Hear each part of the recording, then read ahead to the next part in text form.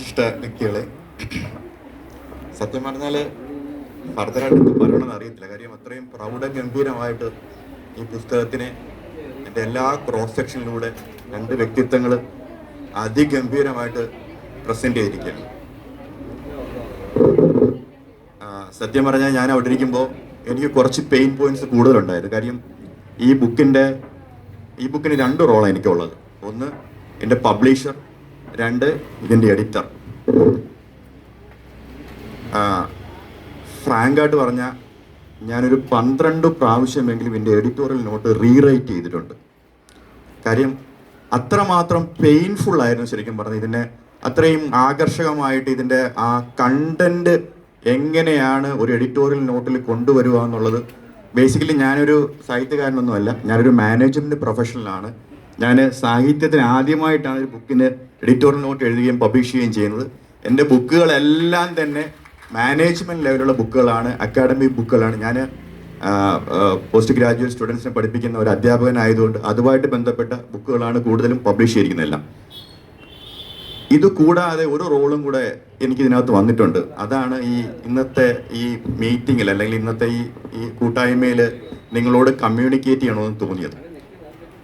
ഈ ബുക്ക് പിറവിയെടുത്തത് വളരെ ആകസ്മികമായിട്ടാണ് ശരിക്കും പറഞ്ഞാൽ. ഇത് ഗൗരി ഞങ്ങളുടെ ഫാമിലി ഫ്രണ്ടാണ്. അതുകൂടാതെ എൻ്റെ മോളുടെ കൂടെ സ്കൂളിൽ പഠിച്ചിട്ടുള്ളതാണ് KV കൊല്ലത്ത്. അപ്പോൾ ഞങ്ങളിവിടെ വെക്കേഷൻ വരും. ഞങ്ങളിപ്പോൾ ബേസിക്കലി എറണാകുളത്ത് ഇപ്പോൾ ട്രിവാൻഡ്രത്തേക്ക് മൂവ് ചെയ്തു. അപ്പോൾ ഞങ്ങൾ വീക്കെൻഡിലോ അല്ലെങ്കിൽ രണ്ടാഴ്ച കൂടുമ്പോഴൊക്കെ ഇവിടെ വീട്ടിൽ വരുമ്പോൾ ഇവർ നമ്മുടെ വീട്ടിൽ വരാറുണ്ട്. അങ്ങോട്ടും ഇങ്ങോട്ടും ഇവർ ഇപ്പോഴും സൗഹൃദം മെയിൻറ്റെയിൻ ചെയ്യുന്നുണ്ട്.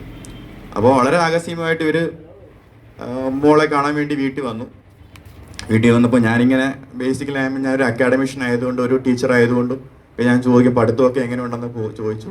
ഇങ്ങനെയൊക്കെ പറഞ്ഞപ്പോൾ ഞാൻ ചോദിച്ചു എന്തൊക്കെ പരിപാടികൾ, എക്സ്ട്രാ പരിപാടികൾ എന്തൊക്കെയാണ്, ഇനി എന്താണ് പഠിക്കാൻ പോകുന്നത്.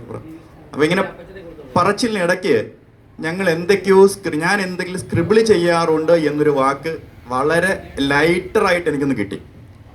അപ്പം ഒരു പബ്ലിഷറിൻ്റെയും എഡിറ്ററിൻ്റെയും ഷാർപ്പ്നെസ് കൊണ്ട് ഞാനത് ഹുക്ക് ചെയ്തിട്ട് ഞാൻ പറഞ്ഞു ഇതെന്താണ് എഴുതുന്നത്, എഴുതി തന്നാൽ ഞാൻ പബ്ലിഷ് ചെയ്ത് തരാമെന്ന് പറഞ്ഞു.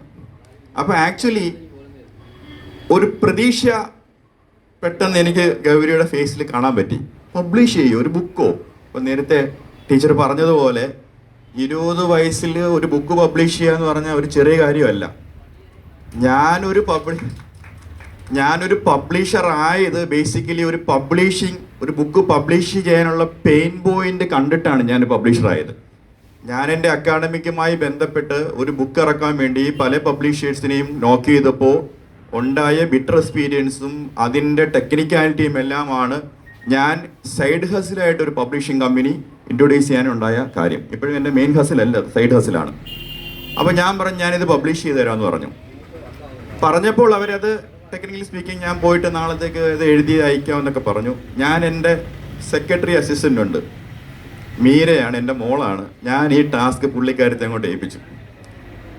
ശരിക്കും പുറവേ നടന്ന് ഇവർ 3 പേരും കൂടെ കോർഡിനേറ്റ് ചെയ്ത് സത്യം പറഞ്ഞ് 1 മാസമാണ് ശരിക്കും പറഞ്ഞ് ഇതിൻ്റെ ഒരു ഡെലിവറി പീരീഡ് എന്ന് പറയുന്നത്. ഇപ്പം ശരിക്കും ഈ ഫംഗ്ഷൻ വരുന്നതിന് മുമ്പ് ഈ ബുക്കിൻ്റെ കോപ്പിയൊക്കെ ഇതിൻ്റെ ഫംഗ്ഷനിൽ അറ്റൻഡ് ചെയ്യുന്ന ആൾക്കാർക്ക് നേരത്തെ അയച്ചു കൊടുക്കുകയൊക്കെ ചെയ്യേണ്ടതാണ്. അങ്ങനെ ഒരു മര്യാദയൊന്നും നമുക്ക് കാണിക്കാൻ പറ്റില്ല. കാര്യം നമ്മുടെ ഒരു തിരക്ക് കാരണം ഇതിൻ്റെ പ്രിന്റിൻ്റെ മഷി ഉണങ്ങി കാണത്തില്ല, മനസ്സിലായി അത്രയും. രണ്ടാമത് വേറെ 2-3 ടെക്നിക്കൽ ഡിഫിക്കൽറ്റീസ് ടെക്നിക്കലി ഉണ്ടായിട്ടുണ്ട്. ആകെ ഇതൊരു 50 പേജുള്ള ചെറിയ ബുക്കാണ്. ഒരു ബുക്ക് പിന്നെ പ്രിൻ്റർ പോലും ഇത് പ്രിന്റ് ചെയ്യാൻ വേണ്ടി റിസ്ക് എടുക്കത്തില്ല. കാര്യം ഇതിനകത്ത് കുറേ ടെക്നിക്കൽ പ്രശ്നങ്ങൾ ഉണ്ടായിട്ടുണ്ട്. അപ്പോൾ ഞാൻ പറഞ്ഞ കുഴപ്പമില്ല, എൻ്റെ ഏറ്റവും അടുത്ത കുട്ടികളുടെ ബുക്കാണ്. അപ്പോൾ അവരെന്നോട് പറഞ്ഞെന്ന് പറഞ്ഞു നിങ്ങൾ കുറച്ച് പേജും കൂടെ കൊണ്ടു തന്നെ ഞാൻ പ്രിന്റ് ചെയ്ത് തരാമെന്ന് പറഞ്ഞു. അതൊന്നും പറ്റില്ല, എനിക്ക് ഇത്രയേ ഉള്ളൂ, ഇത് വെച്ച് പ്രിന്റ് ചെയ്ത് തരണമെന്നൊക്കെ ഞാനും കുറച്ച് ഡിമാൻഡ് ചെയ്തു. അങ്ങനെയാണ് ബുക്ക് പ്രിന്റ് ഔട്ട് ആയത്. അപ്പം ഞാൻ പറഞ്ഞത് ഇത് ഞാൻ ഈ എഡിറ്റോറിയൽ നോട്ട് എഴുതാൻ വേണ്ടി കുറേ പെയിൻ എടുത്തു എന്ന് പറയുമ്പോൾ എങ്ങനെയൊക്കെ നോക്കിയാലും 2 സ്പിയറിൽ നിന്നുകൊണ്ട് എന്നെ കണ്ടിരിക്കുന്നത്. 2 പേരുടെയും സെൻട്രൽ ലൈൻ ത്രെഡ് സെയിം ആണെങ്കിലും 2 പോയിന്റ് ഓഫ് വ്യൂയിലാണ് ഉള്ളത് ശരിക്കും പറഞ്ഞാൽ. അതിൽ രണ്ടുപേരും വളരെ ക്ലിയർ ആയിട്ട് അത് പറഞ്ഞിട്ടുണ്ട്. അപ്പോൾ ഇതിനെ എങ്ങനെയാണ് ഒരു കമ്പെയിലിംഗ് ഫോർമാറ്റിലേക്ക് പ്രസൻറ്റ് ചെയ്യേണ്ടത് എന്നുള്ളത് ഭയങ്കര ഡിഫിക്കൽട്ട് പൊസിഷനായിരുന്നു. അപ്പോൾ ഞാൻ പറഞ്ഞില്ലേ, കുറേ അധികം പ്രാവശ്യം എഴുതുകയും വീണ്ടും എഴുതുകയും റീറൈറ്റുകയും ഒക്കെ ചെയ്തിട്ടാണ് ഇതിൻ്റെ ഒരു എഡിറ്റോറിയൽ നോട്ട് ഉണ്ടായത്. എനിവേ സന്തോഷമുണ്ട്. ഇപ്പോൾ പറയുന്ന പോലെ എനിക്കും അസൂയുണ്ട്. 20ാമത്തെ വയസ്സിൽ ഇവർക്ക് ബുക്ക് പബ്ലിഷ് ചെയ്യാൻ പറ്റി. അതൊരു സത്യം പറഞ്ഞ ഒരു വലിയ സംഭവമാണ്.